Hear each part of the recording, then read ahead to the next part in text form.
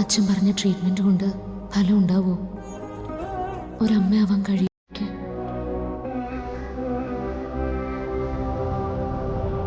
ഈശ്വര, കൈവിടല്ലേ.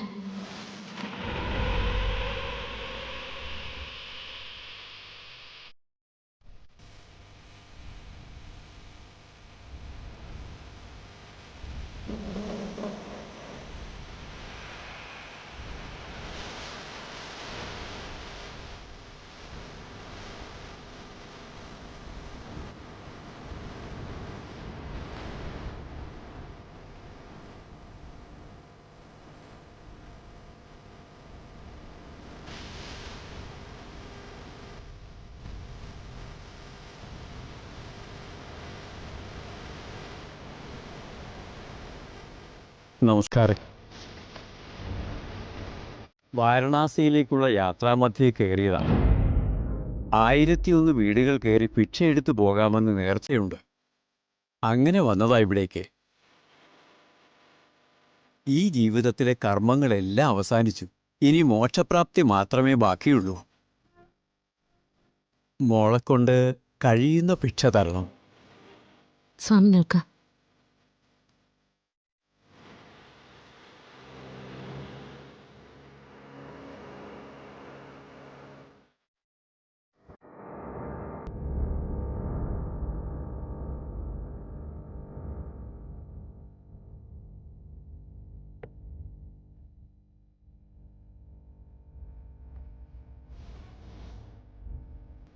ഞാൻ ഇവിടേക്ക് വന്നത് ഭിക്ഷാടനത്തിനാ. എന്നിരുന്നാലും ഇത് ഞാൻ വാങ്ങില്ല.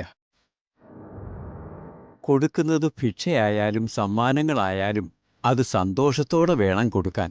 അപ്പോഴേ വാങ്ങുന്നവർക്ക് അത് ഉപകാരമുള്ളതാവൂ. ഞാൻ സന്തോഷത്തോടെ തന്നെയാ തന്നത്. ഇത് സ്വീകരിക്കണം.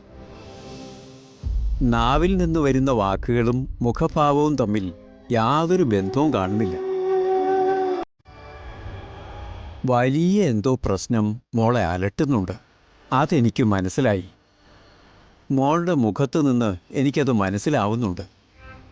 വലിയ എന്തോ ദുഃഖം മോളെ വല്ലാതെ അലട്ടുന്നുണ്ട്. ഇങ്ങനെ ഒരു വീട്ടിൽ ഇത്രയും ഹൃദയഭാരത്തോടെയാണ് മോള് ജീവിക്കുന്നതെങ്കിൽ അതൊരു ചെറിയ കാര്യമല്ലെന്ന് എനിക്ക് ഊഹിക്കാവുന്നതേ ഉള്ളൂ. എന്താ മോളുടെ പ്രശ്നം? എന്തായാലും പറയാം. പറഞ്ഞില്ലെങ്കിലും സാരമില്ല. കാരണം ഇതൊക്കെ മനുഷ്യന്റെ നിത്യജീവിതത്തിലുള്ള പ്രശ്നങ്ങൾ തന്നെയാണ്. പല പരീക്ഷണങ്ങളിലും കൊണ്ടിടും ഈശ്വരൻ. അവിടുന്ന് രക്ഷിക്കുകയും ചെയ്യും. ഓരോ മനുഷ്യർക്ക് ഓരോ ദുഃഖങ്ങൾ. അതിനെല്ലാം പ്രതിവിധി അവിടെ ഈശ്വരന്റെ പക്കൽ തന്നെയുണ്ട്. പ്രാർത്ഥന, അതാണ് ഏക വഴിയും ആശ്വാസവും. മോളുടെ ദുഃഖം ഈശ്വരൻ കാണുന്നുണ്ട്. ഉടനെ അത് മാറ്റിത്തരും. എന്റെ ദുഃഖം അങ്ങനെ എളുപ്പം മാറുന്നതല്ല സ്വാമി. എന്റെ വിഷമത്തിനും അവസ്ഥയ്ക്കും ഈശ്വരൻ പരിഹാരം കാണുമെന്നുള്ള സംശയം എനിക്കുണ്ട്.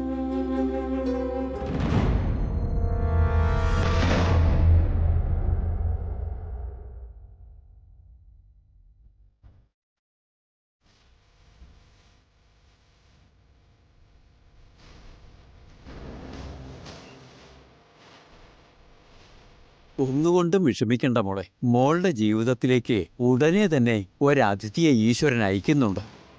ആ അതിഥിയെ കയ്യിലേക്ക് വാങ്ങുന്നതോടെ മോളുടെ എല്ലാ പ്രശ്നങ്ങളും മാറും. നുറുങ്ങിയ മനസ്സും കലങ്ങിയ കണ്ണുകളും എല്ലാം ഈശ്വരൻ കാണുന്നുണ്ട്. അതുവരെയുള്ള പരീക്ഷണങ്ങൾ മോൾ സഹിച്ചാൽ മതി. ബാക്കിയെല്ലാം തന്ന് നിന്റെ മനസ്സിനെ നിറയ്ക്കും അവിടുന്ന്. എൻ്റെ ഈ ഭിക്ഷാടനം ഏകദേശം 1000 വീടുകളോടടുക്കുന്നു. ഇത്രയും വ്യക്തതയിൽ ഞാൻ ഒരു സൂചനയും കണ്ടിട്ടില്ല. ഈശ്വരനിലുള്ള വലിയ വിശ്വാസവും സ്നേഹവും കൊണ്ട് നീ എനിക്ക് വള ഊരിത്തരാൻ തയ്യാറായി. ആ മനസ്സ് ഈശ്വരൻ കണ്ടിട്ടുണ്ട്. ഇനി അത്ഭുതങ്ങളാണ് നിന്റെ ജീവിതത്തിൽ നടക്കാനിരിക്കുന്നത്. ഇതുവരെയും ഇനി മേലിലും മുഖാമുഖം കാണാത്ത എന്നെയും മോളെയും ഇത് പറയാനായി ഈശ്വരൻ അയച്ചതായിരിക്കും എന്ന് ഞാൻ വിശ്വസിക്കുന്നു. നന്മകൾ മാത്രമേ ഉണ്ടാവൂ.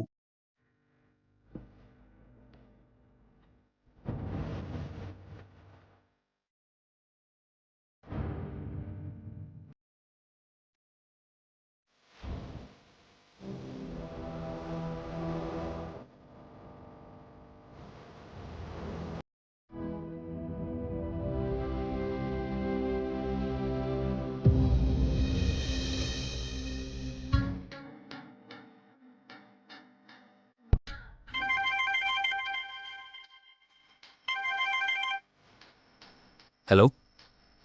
ഞാൻ വിളിച്ച ഒരു കാര്യം പറയാനാ. നമ്മൾ പറഞ്ഞ ഡോക്ടറെ കാണാൻ നാളെ സച്ചി അർച്ചനയും പോകുന്നുണ്ട്. ഒരു ടെൻഷനും വേണ്ട, എല്ലാം ഞാൻ ഡോക്ടറോട് പറഞ്ഞിട്ടുണ്ട്. ഹും. ഇനി അവരവിടെ ചെന്ന് അയാളെ കണ്ടാൽ മാത്രം മതി. അപ്പോ കാര്യങ്ങളൊക്കെ നമ്മുടെ കൈപ്പിടി തന്നെ വരുമല്ലോ, അല്ലേ ധനുഷ്? സംശയം എന്താ? കൈപ്പിടിയിൽ വരുന്നതിനെ കൈവിട്ട് കളയാതിരുന്നാൽ മതി. ഇനി അങ്ങോട്ട് എന്ത് വേണമെന്നുള്ളത് ഞാൻ പറഞ്ഞുതരാം. നീ അത് മാത്രം ചെയ്താൽ മതി. ഉം. എങ്കിൽ എൻ്റെ കൊച്ചു ചെന്ന് സമാധാനമായിട്ട് കിടന്നുറങ്ങും. Good night. Good night.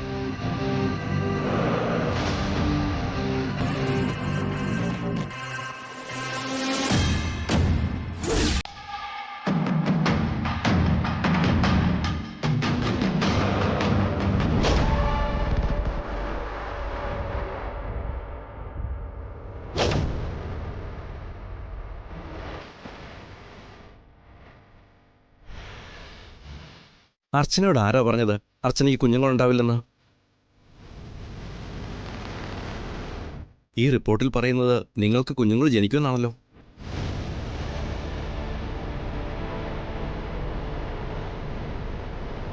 സന്ധ്യ ഡോക്ടർ പറഞ്ഞതും അങ്ങനെ തന്നെയാ. 90% സാധ്യത സന്ധ്യ ഡോക്ടറും പറഞ്ഞിരുന്നു. എങ്കിൽ ഞാൻ 100% പറയുന്നു.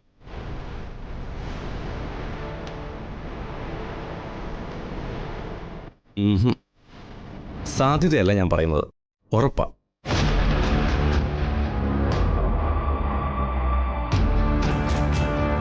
അർച്ചനയുടെ ടെസ്റ്റ് റിപ്പോർട്ട് നോക്കിയതിൽ നിന്ന് എനിക്ക് മനസ്സിലായത് ഒരു ചെറിയ സർജറി ചെയ്താൽ പിന്നെ വലിയ ട്രീറ്റ്മെന്റിന്റെ ഒന്നും ആവശ്യം വരില്ലെന്നാ. ചില ഡോക്ടേഴ്സ് സർജറി മനഃപൂർവ്വം ഒഴിവാക്കും, എന്നിട്ട് മെഡിസിൻ കഴിക്കാൻ പറയും. അത് മറ്റൊന്നും കൊണ്ടുമല്ല, സർജറിയുടെ റിസ്ക് ഒഴിവാക്കാൻ വേണ്ടിയാ. സന്ധ്യ ഡോക്ടർ അത് കരുതിയാവും സർജറിയുടെ കാര്യം നിങ്ങളോട് പറയാത്തത്. 2-3 വർഷം മെഡിസിൻ ഫോളോ ചെയ്യുന്നതിനേക്കാളും നല്ലൊരു ഷോർട്ട് കട്ടാണ് സർജറി ചെയ്യുന്നത്. വെറും 6 മന്ത്സ് കൊണ്ട് നമുക്ക് റിസൾട്ട് ഉണ്ടാവും. റിസൾട്ട് എന്ന് പറഞ്ഞാൽ 6 മാസം കൊണ്ട് അർച്ചന ഗർഭിണിയാകും എന്നർത്ഥം.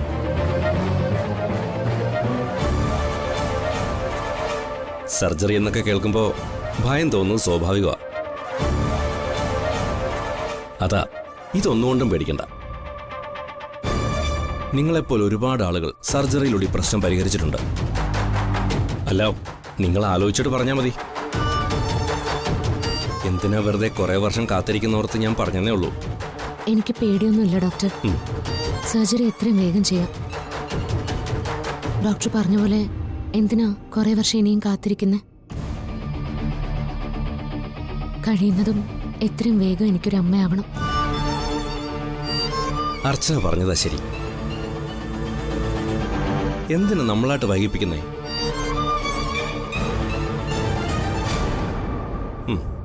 നാളെ രാവിലെ അർച്ചന ഇവിടെ അഡ്മിറ്റ് ആക്കാൻ പറ്റുമോ സച്ചിക്ക്? എങ്കിൽ പിന്നെ നാളെ തന്നെ നമുക്ക് സർജറി ചെയ്യാം. നാളെ എന്ന് പറയുമ്പോൾ പറ്റും ഡോക്ടർ. നാളെ ഞാൻ വന്ന് അഡ്മിറ്റ് ആവാം. ഡോക്ടറുടെ സൗകര്യം പോലെ നാളെ തന്നെ സർജറി നടത്താം. ഞങ്ങൾക്കതിന് ഒരു തടസ്സമില്ല. ഗുഡ്. അർച്ചനയുടെ സംസാരത്തിൽ നിന്ന് എനിക്ക് മനസ്സിലായത് അർച്ചനയ്ക്ക് ഒരു അമ്മയാവാൻ എന്തുമാത്രം താല്പര്യമുണ്ടെന്ന്. അതിനെ ഞാൻ നിരുത്സാഹപ്പെടുത്തുന്നില്ല. നാളെ രാവിലെ തന്നെ വന്ന് അഡ്മിറ്റ് ആയിക്കോളൂ. സർജറിക്കുള്ള ഏർപ്പാടുകൾ ഞാൻ ചെയ്യാം. ഒരു പ്രതീക്ഷയില്ലാതെ അച്ഛൻ പറഞ്ഞതുകൊണ്ട് മാത്രം വന്നതാ ഞങ്ങൾ. പക്ഷേ ഇവിടെ വന്ന് ഡോക്ടറോട് സംസാരിച്ചപ്പോൾ എന്തോ വല്ലാത്തൊരു സമാധാനം. ഒരിക്കലും കിട്ടില്ലെന്ന് കരുതിയതാ ഡോക്ടർ ഇപ്പോൾ ഉറപ്പ് പറഞ്ഞത്. പണ്ടത്തെ കാലമൊന്നും അല്ല അർച്ചന ഇത്. എല്ലാത്തിനും പ്രതിവിധികളുണ്ട്. ഞാൻ അറ്റൻഡ് ചെയ്യുന്ന കേസുകളിൽ എത്രയോ നിസ്സാര കേസ് അർച്ചനയുടേത്. അത് നമുക്ക് മാറ്റാം. എന്താ പോരെ? മതി ഡോക്ടർ. ഡോക്ടറുടെ ഉറപ്പ് മതി ഞങ്ങൾക്ക്. എങ്കിൽ പിന്നെ വളരെ സന്തോഷത്തോടെ പോയിട്ട് വാ അർച്ചനെ. എന്നിട്ട് നാളെ രാവിലെ വന്നാൽ മതി. ശരി ഡോക്ടർ. പോയിട്ട് വരാം. ശരി ഡോക്ടർ.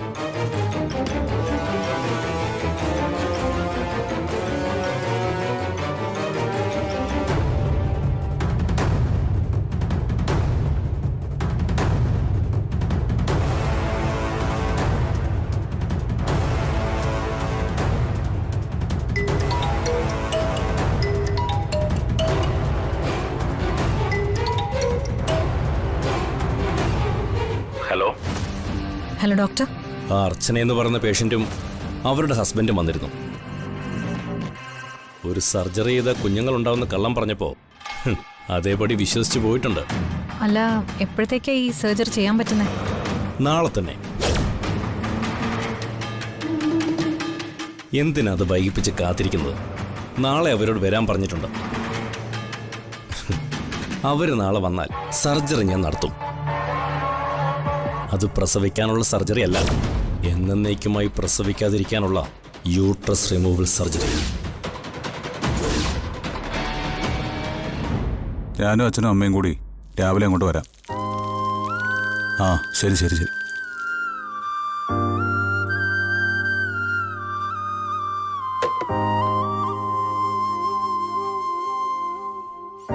നാളെ അച്ഛനൊരു സർജറി ഉണ്ടെന്ന്. ആ സർജറി കഴിഞ്ഞ് ഒരു 6 മാസം ട്രീറ്റ്മെന്റ് കൂടി കഴിഞ്ഞാൽ റിസൾട്ട് ഉണ്ടാവുമെന്ന് ഡോക്ടർ പറഞ്ഞു. എന്റെ ഈശ്വര, എന്റെ പ്രാർത്ഥന നീ കേട്ടു. ഞാൻ പറഞ്ഞില്ലേ കമലേ, നമ്മുടെ പ്രാർത്ഥന അങ്ങനെ ഈശ്വരൻ തള്ളിക്കളയില്ലെന്ന്. നമ്മൾ കാരണമാ ഇതിത്രയും മോശമായത്. പറയണമെന്ന് കരുതിയപ്പോഴൊന്നും നമുക്ക് പറയാൻ കഴിഞ്ഞില്ല. ഇവനോട് പോലും നമ്മൾ പറഞ്ഞില്ല. മറ്റാരും വിഷമിക്കണ്ട എന്ന് കരുതിയിട്ട് അവസാനം തകർന്നു പോകുന്ന നിലയിലേക്കായി കാര്യങ്ങൾ. കൂടെ നിന്നവരൊക്കെ കാലുവാരിയെങ്കിലും നമ്മളെ ഈശ്വരൻ കൈവിട്ടില്ലല്ലോ. ഞാൻ കരുതിയത് ഉടനെ ഒന്നും അച്ചുമോൾ ഇതിന് തയ്യാറാവില്ലെന്നാ. കരഞ്ഞൊരു മൂലയ്ക്കൊതുങ്ങാതെ ഒരു ഡോക്ടറെ അവൾ കാണാൻ പോവുകയും അതിന് ഫലം ഉണ്ടാകുകയും ചെയ്യുന്നൊക്കെ പറഞ്ഞപ്പോ അതൊരു നല്ല സൂചനയായിട്ട് എനിക്ക് തോന്നുന്നേ. ഞാൻ നിങ്ങളോടൊരു കാര്യം പറയാം. അച്ഛൻ ഇങ്ങനെ ഒരു കുഴപ്പമുണ്ടായിരുന്നെന്ന് അറിഞ്ഞിട്ടും നിങ്ങൾ ഇതുവരെ അത് മറ്റാരെയും അറിയിച്ചിട്ടില്ലായിരുന്നു. നിങ്ങളുടെ സ്ഥാനത്ത് ഞാനായിരുന്നാലും അതങ്ങനെ തന്നെ ചെയ്യും. ഞാനും ഒരു പെൺകുട്ടിയുടെ അച്ഛനായതുകൊണ്ടാണ് അത് അതേ രീതിയിൽ തന്നെ ഉൾക്കൊള്ളുന്നത്. പക്ഷേ അച്ചുമോളുടെ വിഷമം കാണുന്നതിനോടൊപ്പം എല്ലാവരും മറക്കുന്ന ഒരാളുണ്ട്, സച്ചി. എല്ലാം അറിഞ്ഞിട്ടും അവളെ ഇതുവരെ ഈ പേരും പറഞ്ഞ് ഒരു തരത്തിലും നോവിക്കാതെ എല്ലാം ഉള്ളിലൊതുക്കി അച്ഛനൊപ്പം അവൻ ജീവിച്ചില്ലേ? വേറെ ആര് ചെയ്യും അത്? ഒരു സ്ത്രീ എന്ന നിലയിൽ അവൾക്കതിനപ്പുറം വേറെ എന്ത് ഭാഗ്യമാണ് ഈശ്വരൻ കൊടുക്കേണ്ടത്? എല്ലാം കൊണ്ടും ഭാഗ്യവതി അച്ചു. അതുകൊണ്ട് തന്നെ ഒരമ്മയാവണമെന്നുള്ള ഭാഗ്യവും ഈശ്വരൻ അവൾക്ക് കൊടുക്കും. എനിക്കത് ഉറപ്പാ.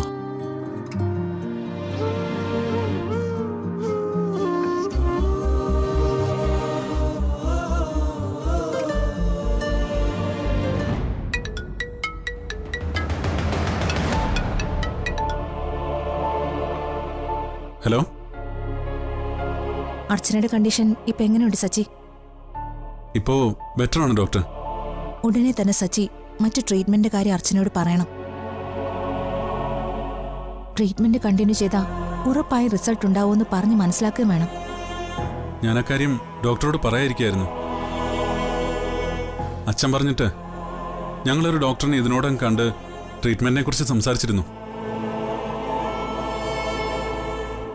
അദ്ദേഹം 6 മാസത്തിനകം എല്ലാം ശരിയാക്കാന്നും നാളെ തന്നെ അർച്ചനയ്ക്കൊരു സർജറി നടത്താമെന്നും പറഞ്ഞിട്ടുണ്ടായിരുന്നു. സന്ധ്യ ഡോക്ടറോട് അച്ഛൻ ഇപ്പോഴും ചെറിയൊരു ദേഷ്യമുണ്ടെന്ന് തോന്നിയതുകൊണ്ടാ അച്ഛൻ പറഞ്ഞപ്പോൾ തന്നെ അങ്ങോട്ട് പോയത്. അതല്ല, സർജറി വേണമെന്ന് പറഞ്ഞോ? ഏത് ഡോക്ടറാണ് പറഞ്ഞത്? അഹമ്മദ് കബീർ എന്നാ ഡോക്ടറുടെ പേര് പറഞ്ഞത്. അഹമ്മദ് കബീർ? ആ അതെ, അങ്ങനെ തന്നെ ഡോക്ടറുടെ പേര്. ഇതുപോലുള്ള പല ആളുകളെയും ആ ഡോക്ടർ ചികിത്സിച്ച് ഫലം കണ്ടിട്ടുണ്ടെന്നാ പറയുന്നേ.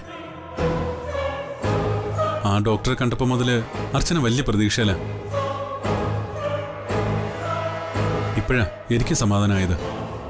ഈ പറയുന്ന അഹമ്മദ് കബീറിനെ കുറിച്ച് കൂടുതലായി ഒന്ന് അന്വേഷിക്കണം. ഞാൻ ആ പേര് എവിടെ കേട്ടിട്ടുള്ളത് പോലെ. എന്താ ഡോക്ടർ, എന്തെങ്കിലും കുഴപ്പമുണ്ടോ? ഏയ്, കുഴപ്പമൊന്നുമില്ല. എങ്കിലും ഒന്ന് അന്വേഷിക്കാൻ പറഞ്ഞേ ഉള്ളൂ. വല്ലാത്ത കാലവും വല്ലാത്ത ആൾക്കാരും അല്ലേ, അതുകൊണ്ട് പറഞ്ഞതേ ഉള്ളൂ. എന്തായാലും ആ ഡോക്ടർ ഉറപ്പ് പറഞ്ഞതല്ലേ, ട്രീറ്റ്മെന്റ് മുടക്കണ്ട. ആ ശരി ഡോക്ടർ.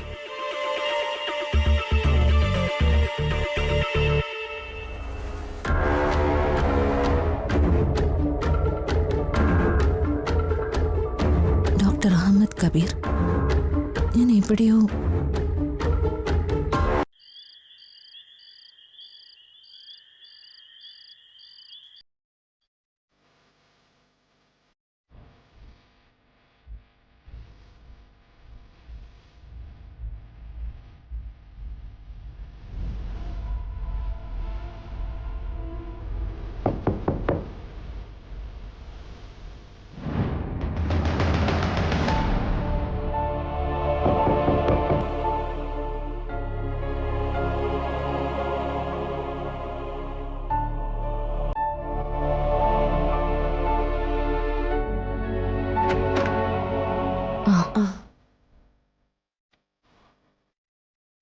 ഇത്രയും നേരം ഒരേ കരച്ചിലായിരുന്നു. ഇങ്ങോട്ടെ.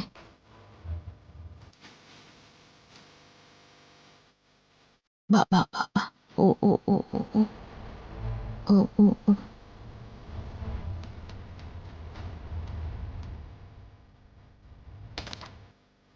ഇനി എത്ര ദിവസം കൂടി മരുന്ന് കൊടുക്കേണ്ടി വരും? ഓ ഓ ഓ 4 ദിവസത്തെ കാര്യം കൂടി ഉള്ളൂ എന്നാ ഡോക്ടർ പറഞ്ഞിരിക്കുന്നത്. ദാ. ആ ആ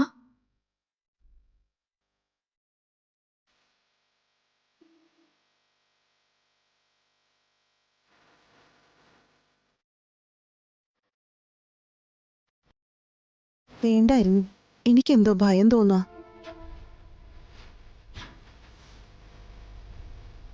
അച്ചു, ഞാൻ സമയമാകുമ്പോ കുഞ്ഞിനെ കൊണ്ട് തരാം. ഏയ്, കുഴപ്പമൊന്നും ഉണ്ടാവില്ല മീരടുത്തി. ഇത്രയും ദിവസം ആരും അറിയാതെ നമ്മളിത് കൈകാര്യം ചെയ്തില്ലേ, അതുപോലെ ഇനിയുള്ള ദിവസവും ആരും അറിയാൻ പോകുന്നില്ല.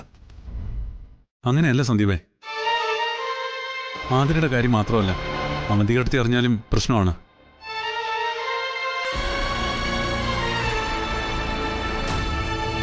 അതുകൊണ്ട് കുഞ്ഞുറങ്ങിയ ശേഷം മീരടുത്തി കൊണ്ടുപോട്ടെ, നമുക്കിവിടെ വെയിറ്റ് ചെയ്യാം.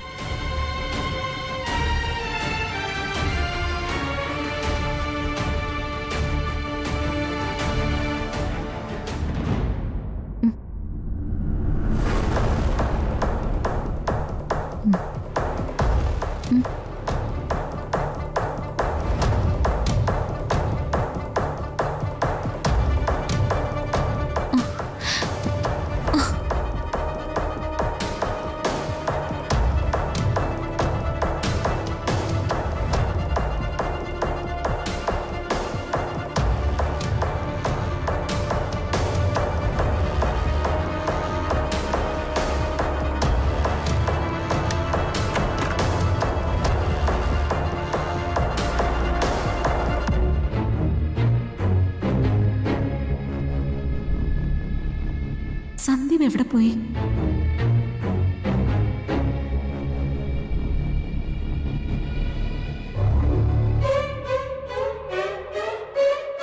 മീരടുത്തി, കുഞ്ഞിനെ കൊണ്ട് വയ്ക്കോ. ഇനി 1 മണിക്കൂർ കഴിഞ്ഞിട്ട് മരുന്ന് കൊടുക്കാൻ വേണ്ടി കൊണ്ടുവന്നാൽ മതി.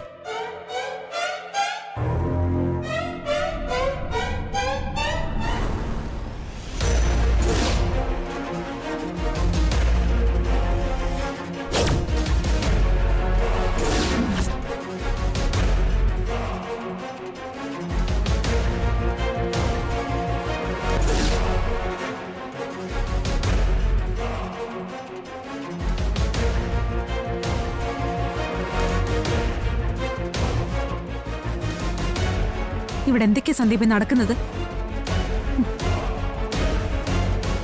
എന്നെ ഉറക്കെ കിടത്തിയിട്ട് സന്ദീപ് എന്താ ഇവർക്ക് അവസരം ഉണ്ടാക്കി കൊടുക്കുവാണോ? ആതിരെ ഒന്ന് പതുക്കെ. നീ ബഹളം ഉണ്ടാക്കി മറ്റുള്ളവരെ കൂടി ഉണർത്തല്ലേ? അറിയട്ടെ, എല്ലാവരും എല്ലാം അറിയട്ടെ.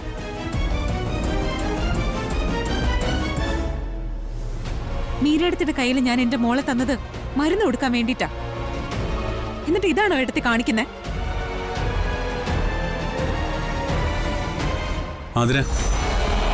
ഇങ്ങനെ ദേഷ്യപ്പെടേണ്ട കാര്യമില്ല. അർച്ചന കുഞ്ഞിനെ എടുത്തൊന്നുമല്ലേ ഉള്ളൂ. ഏട്ടാ, ഏട്ടനോട് എനിക്കൊരു ദേഷ്യമില്ല. എന്റെ ദേഷ്യം മൊത്തം പറഞ്ഞ മനസ്സിലാവാത്തത് ഇവരോടാ. എന്റെ സന്ദീപിന്റെ സ്ഥാനത്ത് സച്ചേട്ടനും ഇവരുമാണെങ്കിൽ ഇങ്ങനെയൊക്കെ സമ്മതിക്കോ? നീ ഇവിടെ ഇങ്ങനെ പ്രസംഗിക്കാനും മാത്രം ഇവിടെ ഇപ്പൊ എന്താ ഉണ്ടായേ? നിന്റെ കൊച്ചിനെ അർച്ചന എടുത്തൊന്നും വെച്ച് പൊള്ളിപ്പോവൊന്നുമില്ലല്ലോ. പൊള്ളുന്നതും പൊള്ളാത്തതൊന്നും അല്ല എന്റെ വിഷയം.